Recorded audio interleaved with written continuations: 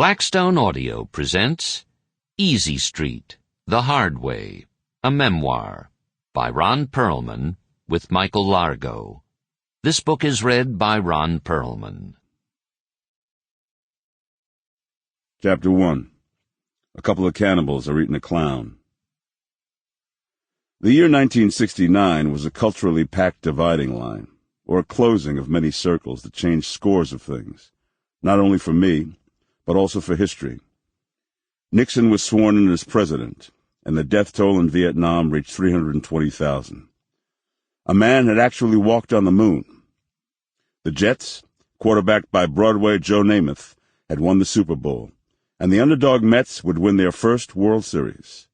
There were student protests in the Chicago 8, and madman Charles Manson would go on his helter-skelter senseless killing spree.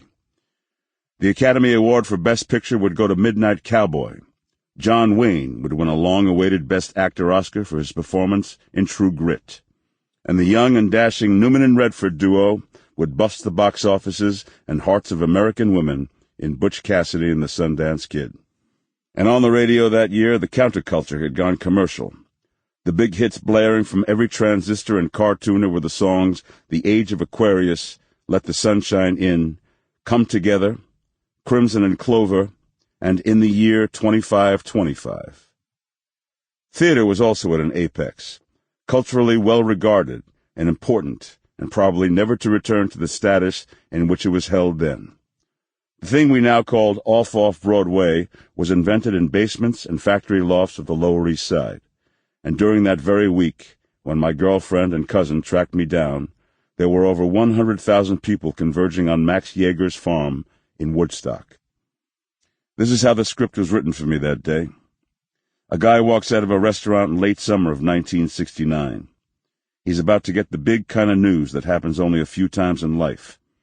A notice of the caliber that packs a for whom the bell tolls type of emotional gut punch, which he surely didn't want to hear just then.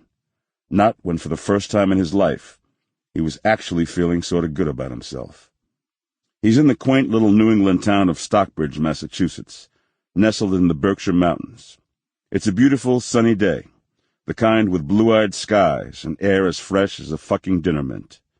He's laughing, joking around with his buddies, as he steps out onto the sidewalk, though he has absolutely no warning and no clue of what's going to happen in the next few minutes.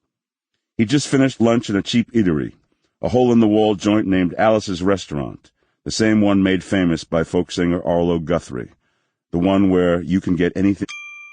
Sample complete. Ready to continue?